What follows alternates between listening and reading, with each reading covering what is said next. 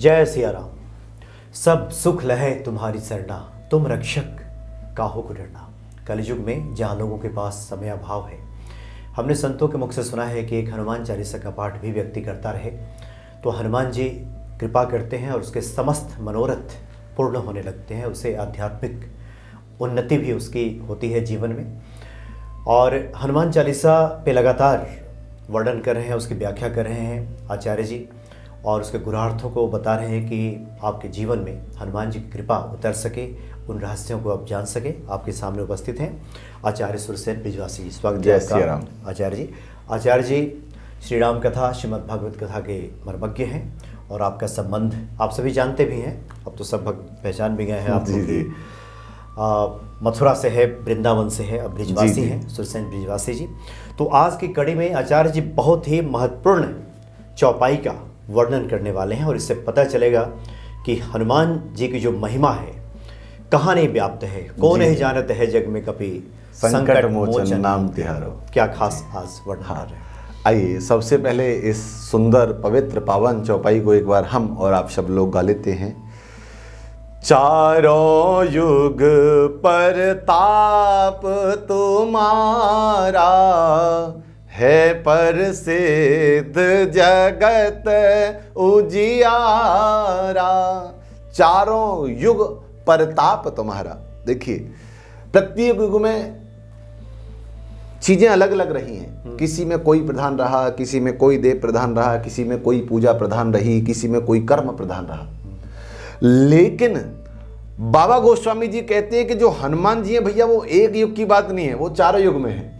चारों युग परताप तुम्हारा। प्रताप से आप प्रभुत्व लगाइए, आप प्रसिद्धि लगाइए, आप उनका शाश्वत रहना लगाइए। मतलब वो हर जगह बाबा का कहना है वो कोई भी ऐसा युग नहीं था चतुर्युगी में से जिसमें हनुमान जी की महिमा न हो या हनुमान जी को न जाना जाता हो। अच्छा, अब बात आती है कि चारों युग तो हम कैसे देखें कि भाई अब सतयुग की बात करें तो हनुमान जी तो आए थे त्रेता में, लेकिन गोस्वामी जी कह रहे हैं कि चारों युग अर्थात इसका मतलब सतयुग में भी हनुमान जी थे। तो हनुमान जी सतयुग में किस रूप में थे? तो गोस्वामी जी कहते हैं कि शंकर स्वयं केसरी नंदन। तो जो हनुमान जी थे वही भगवान शंकर के रूप में और सतयुग में विद्यमान थे, क्योंकि सबसे ज्यादा साधना और सबसे ज्यादा जो तपस्या उस समय होती थी वो शंकर जी की होती थी। और शंकर चूंकि हनुमान जी का ही स्वरूप है, एकादश रुद्रों में से और जो अंतिम स्वरूप में, क्योंकि 10 रुद्र अवतार भगवान शंकर के हुए, लेकिन उन्होंने देखा कि 10 में से किसी में भी मैं ऐसा संयोग नहीं बना कि अपने इष्ट की सेवा कर सकूं। कहीं पर भी ऐसा संयोग नहीं बना कि मैं अपने इष्ट के चरणों में बैठ सकूं, उनकी स्वरूप से, उनकी भाव से, मन से, वचन से सेवा कर सकूं, अपने हाथों से सेवा कर सकूं। तो उसके लिए उन्होंने क्या किया, 11वां रुद्र अवतार लिया कि मैं स्वयं हनुमान बन करके जाऊंगा तो मुझे ये लाभ मिलेगा। और मिला भी। भगवान शंकर की जो मन की भावना थी वो पूरी भी हुई। तो भगवान शंकर जो थे सतयुग में वो भगवान हनुमान जी के ही स्वरूप थे। शिव और हनुमान अलग नहीं है, एक ही। इसलिए गोस्वामी जी कहते हैं कि शंकर स्वयं केसरी नंदन। तो शंकर स्वयं ही सतयुग के रूप में, हनुमान जी के रूप में उस पताका को पकड़े हुए थे और उस प्रकाश को, उस दिव्य स्वरूप को चारों तरफ फैलाए हुए थे। अच्छा, अब बात आती है त्रेता की। तो त्रेता में तो स्वयं हनुमान के रूप में वो प्रकट ही हुए और उसमें तो क्या क्या चरित्र किए ये आप सब लोग जानते हैं। ऐसे दिव्य स्वरूप, ऐसा शास्त्रों में उसी रामचरितमानस में कहा गया कि सबसे सेवक धर्म कठोरा। अगर सेवा आप करना चाहते हैं तो वो साधारण नहीं है। सबसे जो कठिन धर्म है वो सेवक का ही है, क्योंकि स्वामी को कब क्या चाहिए। आपकी प्रसन्नता अपनी प्रसन्नता में नहीं है, आपकी प्रसन्नता अपने स्वामी की प्रसन्नता में। आप जो भी कर रहे हैं मनसा वाचा कर्मणा, वो ऐसा होना चाहिए कि आपके जो स्वामी हैं, आपके जो आराध्य हैं, आपके जो इष्ट हैं, वो प्रसन्न होने चाहिए। तो इसलिए सब सेवक का जो धर्म है वो सबसे कठोर है। किन्हीं राजा के बारे में मैं पढ़ रहा था, तो उनका क्या है, जैसे राजा लोग पहले पान खाते थे तो राजा पान चबाते थे। तो एक दिन क्या हुआ, उनसे कत्था या चूना कुछ ज़्यादा लगा। उससे क्या हुआ कि राजा ने पान खाया तो उनका मुखारविंद में उससे बड़ी पीड़ा हुई। तो जो पान देने वाला था उसे इस बात से बड़ा आघात हुआ कि मैं स्वामी की सेवा में था और मेरे से यह दूषित कर्म हो गया, ताकि उन्हें इससे पीड़ा हुई अकारण ही, जबकि मेरा कोई उद्देश्य नहीं था। तो उसने क्या करना शुरू किया कि उसने उस पान को पहले चखना शुरू कर दिया। अच्छा। हाँ, उसका भाव केवल इतना था कि स्वामी को जा रहा है ना, तो इसमें कोई त्रुटि नहीं होती। जैसे सबरी थी ना कि बेर चक्के इसलिए रख रही है क्योंकि राम जी आएंगे तो उन्हें कोई खट्टा बेर ना चला जाए, उन्हें जो बेर जाना चाहिए वो मीठा, उसके अंदर मिठास होनी चाहिए। अब साधारण दृष्टि से देखने में तो ये लगेगा, अरे देखिए आप भगवान को झूठा खिला रहे हो, आप अपने एक तरफ तो आप स्वामी कह रहे हो, एक तरफ आप इष्ट कह रहे हो, एक तरफ आप भगवान कह रहे हो, दूसरी तरफ झूठा खिला रहे हो। लेकिन सबरी का भाव यह है कि मैं झूठा नहीं खिला रही हूं, मैं तो उन्हें वो खिलाना चाहती हूं जो उनको प्रिय है, उनको मधुर प्रिय है। अधरम मधुरम बदनम मधुरम, जिनका सब कुछ मधुर है, ऐसे परमात्मा को, ऐसे नारायण को, ऐसे राम को अगर मीठा फल नहीं खिलाऊंगी तो ये तो मेरी भक्ति के विरुद्ध चला जाएगा, मेरे स्वभाव के या प्रभु के स्वभाव के विरुद्ध चला जाएगा, और ऐसा मुझे नहीं करना। इसलिए जो एक एक बेर मेरी सबरी चुन चुन के लाती है, उसे चक करके रखती है, और जो मीठा लगता है उसे राम जी के लिए टोकरी में रख देती है, जो खट्टा है उसे साइड कर देती है। तो यही कर्म वो सेवक कर रहा था कि पहले चख लेता था, पान अच्छा है मीठा है तो अपने स्वामी को प्रदान करता। अब ये कृत्य उसका किसी ने देख लिया, तो देखने के बाद उसने स्वामी से जाके शिकायत की राजा से कि भाई आपके यहाँ तो ऐसा ऐसा होता है, वो तो आपको उच्छिष्ट झूठा खिलाता है। तो राजा ने उसे बुलाया कि भाई तुमने ऐसा किया। तो उसने कहा कि महाराज, लोगों की इसमें क्या भावना है उसे मैं नहीं कह सकता, लेकिन मैंने जब आपको पान खिलाया और आपके मुख में वो परेशानी उससे हुई, उस दिन से मैंने संकल्प लिया कि जीवन में अभी कभी दोबारा ऐसा नहीं होने दूंगा। और उसका सबसे सरल उपाय मुझे यही लगा कि जो मैं आपको खिला रहा हूं उसको पहले स्वयं चख करके देख लूं, ताकि अगर वो सही है, योग्य है, तो मैं आपको प्रदान करूं। तो हम लोगों की भावनाओं में, हम लोगों को देखने में ऐसा लगता है, लेकिन सेवक का धर्म वास्तव में सबसे कठिन है, वो साधारण नहीं है, उसको करना सहज नहीं है। किसी ने भरत जी के लिए कहा कि भाई आप तो राम के बड़े सेवक हो, तो भरत जी ने दोनों हाथ जोड़कर कहा भैया इतनी बड़ी उपमा मुझे मत दीजिए, क्योंकि सेवक बनना साधारण बात नहीं है। मैं राम का सेवक कैसे हो सकता हूं? जो राम वन वन भ्रमण कर रहे हैं, जो राम बिना चरण पादुका के कटीले नुकीले पत्थरों पर चल रहे हैं, और मैं यहां अवध में रह रहा हूं और आप मुझे राम का सेवक कह रहे हैं।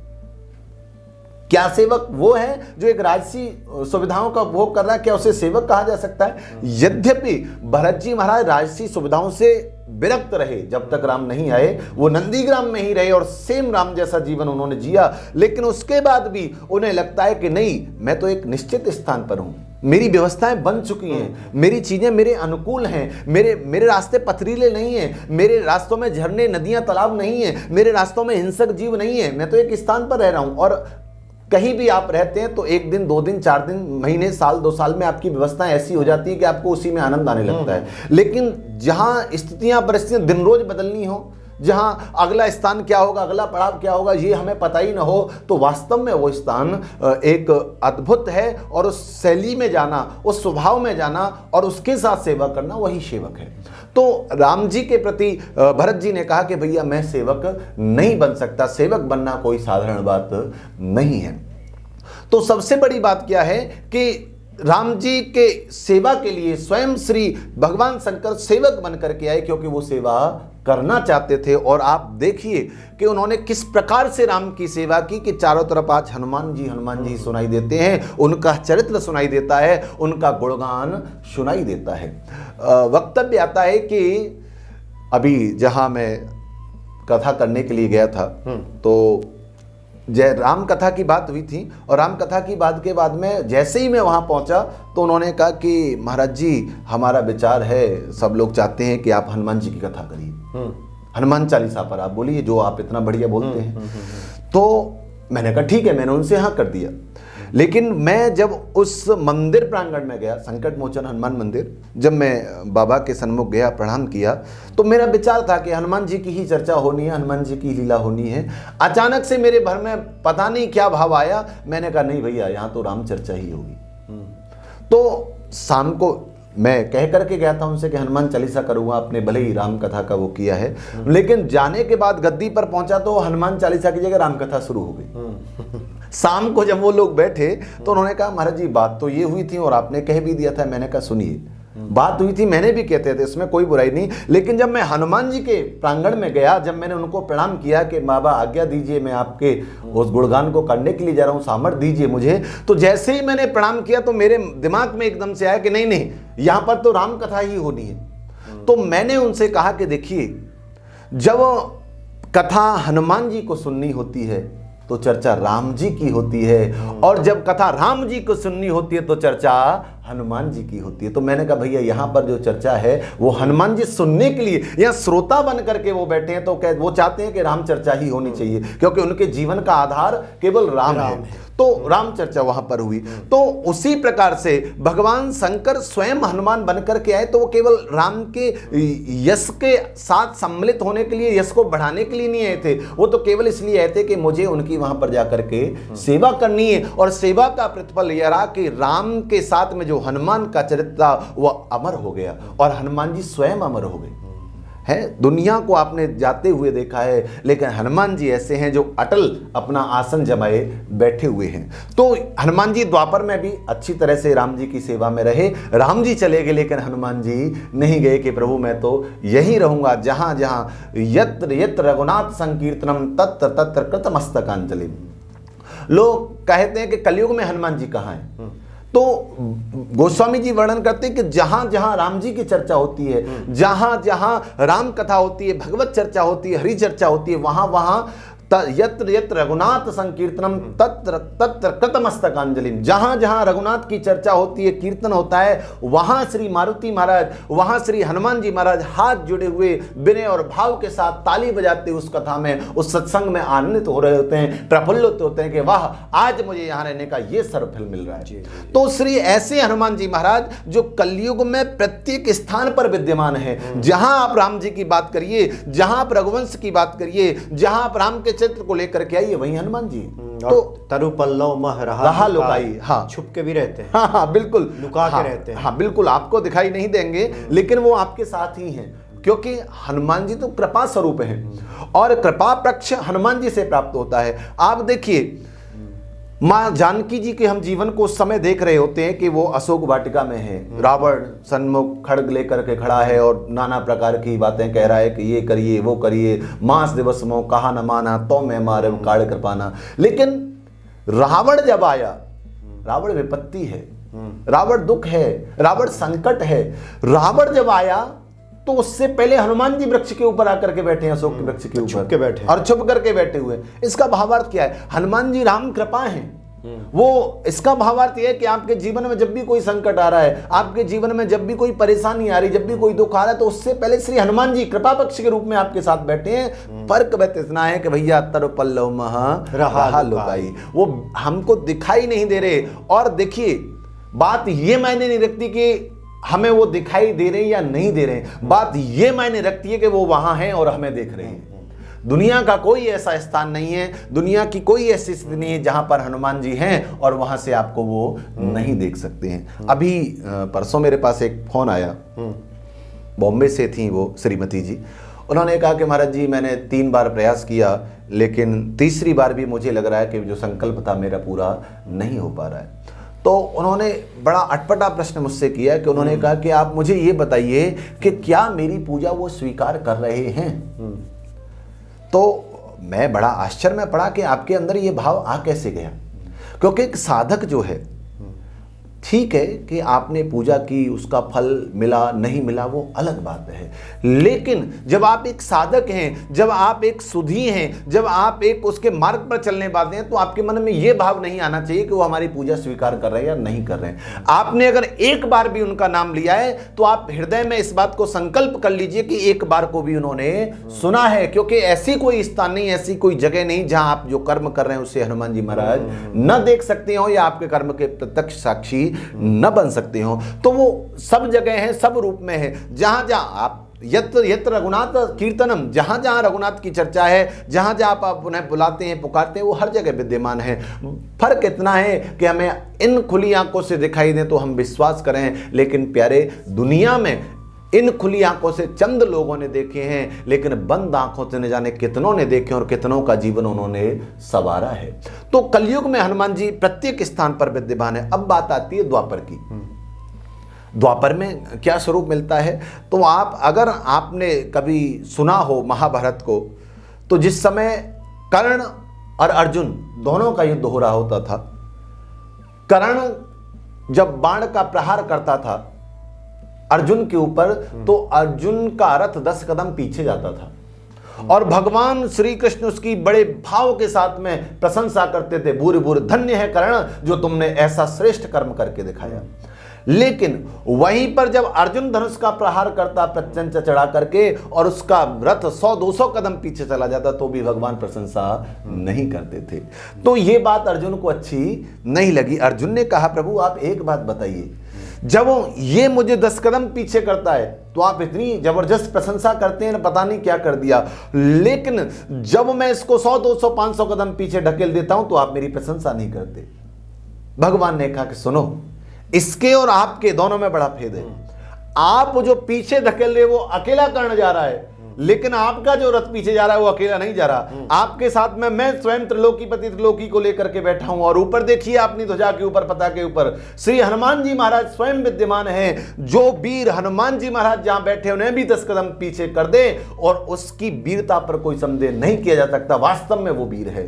तो हनुमान जी वहां प्रत्यक्ष रूप में विद्यमान है और ये हनुमान जी महाराज जो ध्वजा के रूप में विद्यमान है वो हम सबके जीवन में ऐसे विद्यमान है, ऐसे उनका झंडा पताका लहरा रहा है कि हम सबका कल्याण उन्हीं के माध्यम से होना है। एक बड़ा सुंदर सा भाव है, लहर लहर लहराए रे झंडा बजरंग बली का, लहर लहर लहराए रे झंडा बजरंग बली का, बजरंग बली का झंडा रामा बली का, बजरंग बली का झंडा रामा बली का, लहर लहर लहराए रे झंडा बजरंग बली का। और भक्त कहता है, इस झंडे में क्या क्या गुण है, इस झंडे में क्या क्या गुण है, ये तो सीता का हो, ये तो सीता का,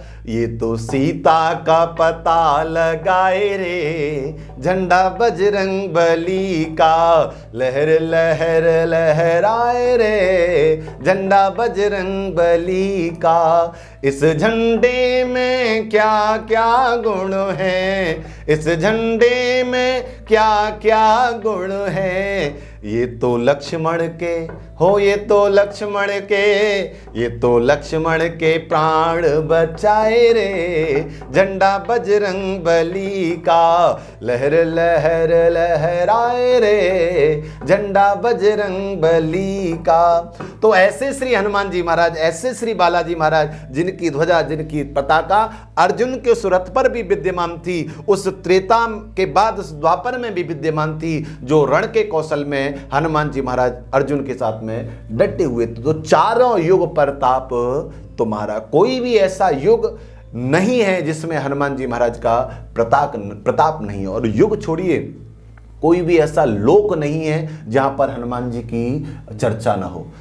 प्रधान तो हम 3 लोक मानते हैं, स्वर्ग, पृथ्वी और पाताल, आकाश, पृथ्वी और पाताल। इन तीनों में श्री हनुमान जी महाराज का इतना प्रबल प्रताप है कि आप किसी भी लोक में चले जाइए, तीनों लोक भयो उजियारो। हनुमान जी महाराज का प्रकाश तीनों लोक में फैला हुआ है। अगर आप बात करते हैं आकाश मंडल की, तो वहां कैसे प्रताप फैला हुआ है, आप उस समय को ध्यान करिए जिस समय राम और श्री लखनलाल दोनों को नागपाश में बांध दिया गया।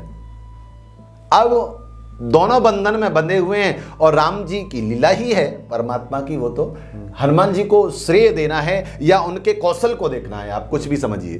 तो श्री हनुमान जी महाराज वहां पर आए और उन्होंने देखा कि उनके जो आराध्य हैं, उनके जो इष्ट हैं, वो असहाय स्थिति में खड़े हुए हैं। तो सेवक ये इस तरह से नहीं देख सकता। तो श्री हनुमान जी महाराज ने देखा कि अब इसकी काट क्या है, भाई नागपाश में बंधे हुए हैं तो नागपाश से मुक्ति कैसे मिले। तो हनुमान जी ने अपना, क्योंकि बुद्धिमताम वरिष्ठम, तो हनुमान जी महाराज ने अपनी बुद्धि का प्रयोग किया और उन्हें समझ आया कि इसके लिए तो गरुड़ जी की आवश्यकता है। क्योंकि सर्पों के अगर सबसे बड़े कोई शत्रु हैं या सर्प जिनसे भय खाते हैं तो वो एक श्री गरुड़ जी महाराज। तो सीधे गए भगवान नारायण के बैकुंठ में और गरुड़ जी को बुला करके श्री हनुमान जी महाराज ने राम जी के नागपाश के बंधन को मुक्त कराया। तो आप इस बात से अंदाजा लगा सकते हैं कि आकाश के ऊपरी भागों में भी श्री हनुमान जी महाराज का कितना प्रभुत्व था। अच्छा, अब बात आती है पाताल की। तो पाताल में आप देखिए अहिरावण राम और लक्ष्मण दोनों को लेकर के चला गया। उसने कहा चिंता मत करो रावण, मैं तुम्हारा ये काम यहां पर सिद्ध कर दूंगा, सफल कर दूंगा। लेकिन श्री हनुमान जी महाराज को जैसे ही ज्ञात हुआ, पता चला, वो वहां जाकर के जिन देवी के सन्मुख वो भेंट चढ़ानी थी वहीं जाकर के देवी के स्वरूप में ही बैठ गए। लाओ भैया बैठ लेकर के आओ। और जैसे ही राम जी को लेकर के गए और उसी समय श्री हनुमान जी महाराज ने अपने बल के माध्यम से, अपने पौरुष के माध्यम से उस अहिरावण का उद्धार किया। तो पाताल में भी हनुमान की गूंज है, आकाश में भी हनुमान की गूंज, और धरातल का तो कहना ही क्या। यहां तो भैया पग पग पर, क्षण क्षण पर, कोने कोने में श्री हनुमान जी महाराज का स्वरूप विद्यमान है, उनकी महिमा विद्यमान है, उनके गुण विद्यमान है। और दूसरी बात, चारों युग प्रताप तुम्हारा है ना। तो श्री हनुमान जी महाराज के जो पिताजी हैं उनको अगर हम देखें तो क्या बोलते हैं हम, पवन तनय संकट हरण, है ना। पवन तनय, पवन अर्थात वायु। अब वायु आप देखिए, वायु सतयुग में भी थी, वायु त्रेता में भी थी, वायु द्वापर में भी थी, वायु कलयुग में भी है। जब वायु चारों युगों में है तो वायु पुत्र चारों युगों में क्यों नहीं होगा, वो भी चारों युगों में विद्यमान है। उनका यश, उनकी कीर्ति प्रत्येक युग में विद्यमान है। कोई ऐसा युग नहीं है जिस समय हनुमान जी कार्य सिद्धि के लिए तैयार न हुए हों या उनका प्रताप या उनका पुरुषार्थ कम हुआ हो। बाबा कहते हैं कि चारों युग प्रताप तुम्हारा है प्रसिद्ध जगत उजियारा। ऐसा ही नहीं है कि केवल प्रताप ही प्रतापता करे, प्रताप उस लेवल का है कि आपके प्रताप से जगत को प्रकाश मिल रहा है। जब आप देखिए, आज तक आपने कितनी बार सुना है कि जगत को प्रताप किससे मिल रहा है, तेज किससे मिल रहा है। आप केवल एक बात मानते हैं कि सूर्य से, लेकिन गोस्वामी जी कहते हैं है प्रसिद्ध जगत उजियारा। वो कहते हैं आपका जो तेज है, आपका जो प्रताप है वो इस प्रकार का है कि उससे आपको चारों तरफ जगत में आप प्रकाश मिल रहा है। प्रकाश के भावार्थ कई सारे हैं, प्रकाश के मीनिंग कई सारे, हम उन पर भी चर्चा करेंगे। पहले बात करते हैं कि सतयुग क्या है। सतयुग धर्म प्रधान है। तो सबसे पहले सतयुग में धर्म को प्रधानता दी गई, उसमें धर्म का ही बोलबाला था और किसी का कुछ नहीं था। केवल धर्मपरायण लोग रहते थे, धार्मिक कार्य करते, धार्मिक चर्चाएं होती थी, सब कुछ धर्मपरायण रहता था। तो पहला जो था सतयुग वो धर्म रूप था। तो धर्म जो है वो श्री हनुमान जी महाराज साक्षात राम जी के शिष्य हैं, राम जी के स्वरूप में वो हनुमान जी राम जी के साथ में विद्यमान है, तो वो साक्षात धर्म स्वरूप है। दूसरा बात आती है त्रेता। सतयुग में धर्म प्रधान था, त्रेता में क्या प्रधान था, धर्म अर्थ। त्रेता में अर्थ प्रधान हुआ, अर्थ को प्रधानता दी। बड़े बड़े यशस्वी राजा हुए, बड़े बड़े पराक्रमी राजा हुए जिन्होंने अपने पुरुषार्थ को, अपने यश को चारों तरफ फैलाया, तो वो अर्थ प्रधान कहलाया। लेकिन जब द्वापर आया तो ये काम प्रधान हुआ। काम मतलब स्वार्थ, पता है। द्वापर में आप देखिए भाई भाई इस तरह से लड़े कि आज भी हम लोग उनकी चर्चा करते हैं। और स्वार्थ की पराकाष्ठा देखिए कि जिस समय कुरुक्षेत्र में दोनों पांडव और कौरव खड़े हुए हैं दोनों एक ही वंश है, सब कुछ एक है, लेकिन फिर भी अलग अलग नाम से जाने गए। पांडव और कौरव एक ही स्वरूप है। लेकिन उसमें भी धृतराष्ट्र क्या कहते हैं, धृतराष्ट्र कहते हैं संजय से, मामका पांडवाश्चैव किम कुर्वन्ति संजय। वो कहते हैं मामका अर्थात मेरा जहां स्वार्थ आ गया, जबकि भाई के ही बेटे हैं, भाई का बेटा और आपका बेटा बराबर ही है, उसमें कोई भेद नहीं है। लेकिन स्वार्थ इतना हावी था, स्वार्थ सिद्धि की इतनी प्रबल इच्छा थी कि वो कहते हैं कि मामका पांडवाश्चैव, मेरे और पांडु पुत्र क्या कर रहे हैं ये आप मुझे बताइए। और बंधुओं, जीवन में जब मेरा जहां पर आ जाता है वहां पर स्वार्थ प्रबल हो जाता है। जब स्वार्थ प्रबल होता है तो उससे बचने का कोई साधन आपको नजर नहीं आता है। केवल और केवल भगवत आराधना, हनुमत चरणों में आप जाइए तो आपका जो स्वार्थ है वो निस्वार्थ में बदलेगा। अंत में आता है मोक्ष, ये कलयुग में है। क्यों कि कलयुग केवल हरिगुण गाहा, गावत नर पावहि नर था। ये केवल भगवत नाम का संकीर्तन आप गाने मात्र से, मोक्ष माने फ्रीडम, मोक्ष माने स्वतंत्रता मिल जाना, मोक्ष माने आप इन सबसे परे हो गए, वो मोक्ष है। तो कलयुग में सबसे बड़ा साधन है कि आप केवल और केवल राम नाम गा करके, हनुमंत नाम गा करके, और उस मोक्ष को भी, या आप साधारण भाषा में देखिए फ्रीडम, जो हमें स्वतंत्रता चाहिए, और स्वतंत्रता हम परतंत्र देखने में भले ही नहीं हो, लेकिन अगर हम अपने अंदर झांक करके देखें तो हमसे बड़ा परतंत्र आज भी कोई नहीं है। हम काम के परतंत्र हैं, हम क्रोध के परतंत्र हैं, हम लोभ के परतंत्र हैं, हम अपने मन के परतंत्र हैं। लेकिन अगर आप हनुमत शरण में जाते हैं और इन सब चीज़ों को स्वीकार करते हैं तो आप इन सब से मुक्त हो जाते हैं, अर्थात आप अपने अंदर के विषयों से मुक्त हो जाते हैं। अब आता है कि तेज क्या है, प्रकाश क्या है जिससे चारों तरफ उजियारा हुआ है। तो एक तेज तो आपने सुना है सूर्य का, राम सच्चिदानंद दिनेशा नहितः मोह निशा लवलेशा। राम जी को स्वयं तेज स्वरूप कहा गया है। वो ऐसे तेज स्वरूप हैं कि जहां मोह रूपी रात्रि का कोई स्थान नहीं है। सूर्य के बाद तो रात्रि होती है, लेकिन राम जी ऐसे तेज हैं कि वहां मोह रूपी रात्रि कभी आती ही नहीं है। तो श्री हनुमान जी महाराज वो साक्षात राम के चरणों में विद्यमान है।